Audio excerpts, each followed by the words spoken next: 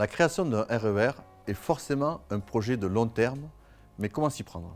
Madame Elisabeth Borne, ministre de la Transition écologique, a demandé l'an dernier l'établissement d'un schéma directeur des RER métropolitains pour des agglomérations comme Toulouse.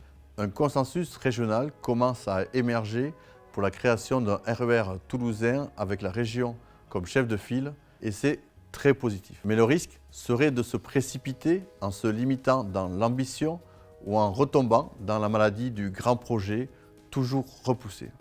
Nous pensons qu'il faut s'inspirer de la Suisse en étant à la fois très ambitieux pour le long terme et pragmatique avec une réalisation par étape de 5 ans.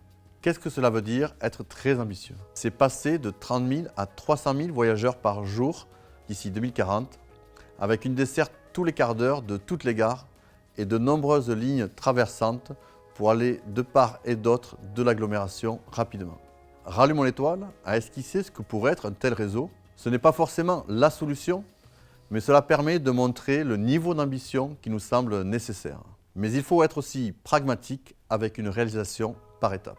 Aujourd'hui, il existe plusieurs projets sur l'étoile ferroviaire toulousaine qui sont gérés séparément avec des financements et des délais incertains.